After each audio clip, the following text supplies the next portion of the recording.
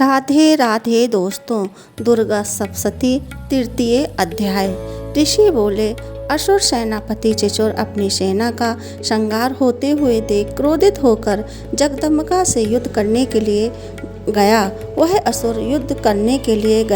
वह असुर युद्ध में भगवती के ऊपर इस प्रकार बाणों की वर्षा करने लगा, मानो सुमेर पर्वत पर मेघ जल बरसाता हो। तत्पश्चात देवी ने उसके बाणों को खेल खेल में अपने बाणों से काट दिया और उसके रथ के घोड़े तथा सारथी को भी मार गिराया। तत्काल ही उसके धनुष तथा ऊंची ध्वजा को काट दिया।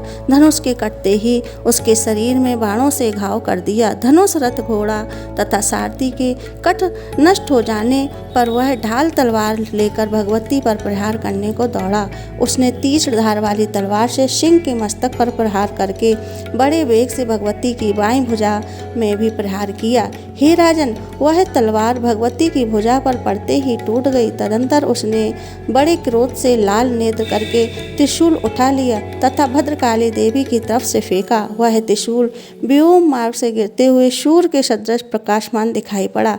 इस प्रकार उस त्रिशूल को अपनी ओर आते देख देवी ने अपना त्रिशूल छोड़ा और उस महादैत्य को मार गिराया। जब चिचोर असुर मारा गया तो देवताओं का शत्रु चामर हाथी पर बैठकर भगवती से युद्ध करने को उद्यत हुआ और उसने देवी के ऊपर शक्ति को फेंका, परंतु जगदम्बिका ने उसे हुंकार से निष्प्रय करके पृथ्वी पर फेंक दिया। शक्ति के टूटते ही उस असुर ने क्रोधित हो अपना त्रिशूल मारा। भगवती ने उसको भी बाणों से काट दिया। तत्पश्चात भगवती का सिंह उछलकर हाथी के मस्तक पर बैठ गया और उसे दैत्य के साथ बाहु युद्ध करने लगा। वे दोनों लड़ते लड़ते हाथी पर से नीचे पृथ्वी पर गिर पड़े। अत्यंत क्रोधित होकर परस्पर लड़ने लगे। फिर सिंह ने बड़े वेग से आकाश की तरफ उछलकर चामर का थप्पड़ मारकर उसका सिर शरीर से पृथक कर दिया और देवी ने उद्रग को शिला वृक्ष आदि से मार दिया तथा दांत और मुक्कों की मार से कराल को मार दिया। तत्पश्चात भगवती ने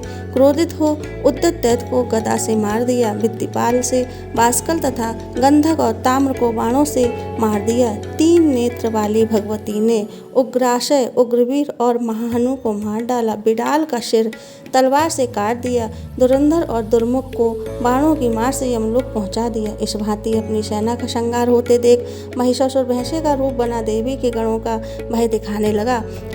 किन्हीं को थूथुन से प्रहार करके, कुछ को खुरों से, कुछ को पूंछ की फटकार से, कुछ को सींगों की टक्कर से चोट मारने लगा। किसी को तेज दौड़कर, किसी को गर्जना करके, किसी को चक्कर देकर तथा किसी को श्वास की वायु से पृथ्वी पर पटकने लगा। इस तरह देवी के गणों की सेना के गिरते ही महिषासुर देवी को मारने दौड़ा और भगवती ने उस पर क्रोध किया। फिर वह बलवान महिषासुर भी क्रोध करता हुआ धरती को विदीर्ण करने लगा तथा ऊंचे ऊंचे पहाड़ों को सींगों से फेंकता हुआ गरजने लगा। उसके वेग से दौड़ने से पृथ्वी फिरने लगी तथा पूंछ की फटकार से सागर का जल चारों तरफ फैलने लगा। सींगों की चोट से मेघों के खंड खंड हो गए तथा श्वास की वायु से उड़े हुए सैकड़ों पर्वत आकाश से नीचे गिरने लगे। इस प्रकार क्रोध युक्त उस महिषासुर को आते हुए देख चंडिका देवी ने उसको मारने के लिए क्रोध किया और भगवती ने पास को फेंका। वह असुर उस पास में बंध गया। पास में बंधते ही उसने अपना भैंसे का रूप त्याग दिया और सिंह का रूप धारण कर लिया।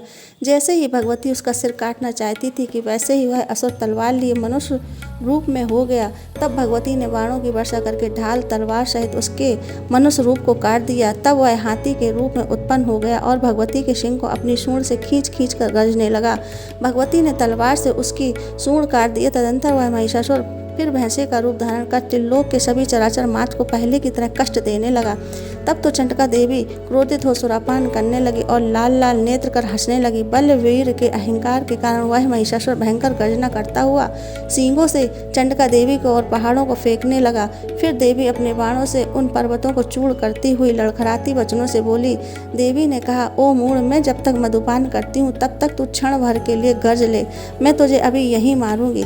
तब यहाँ देवता गर्जना करेंगे। ऋषि बोले, देवी इतना कहकर उस महाअसुर के ऊपर चढ़ गई और अपने पांव से दबाकर उसे त्रिशूल से मारने लगी। वह असुर भी देवी के पैरों से दबा हुआ अपने मुंह की ओर दूसरे रूप में आधा बाहर की ओर निकलने ही पाया था कि भगवती ने अपने बल पराक्रम से उसे रोक दिया। आधा निकला हुआ महादैत्य जब भगवती से युद्ध करने लगा तो देवी ने अपनी तलवार से उसका सिर काट डाला। तदंतर हाहाकार करती हुई दैत्यों की समस्त सेना भाग गई, जिसे देख समस्त से देवगण बड़े प्रसन्न हुए और दिव्य महर्षियों के साथ सभी देवगण भगवती की प्रार्थना करने लगे और गंधर्वराज गाने तथा अप्सराएं नृत्य करने लगी। जय माता दी।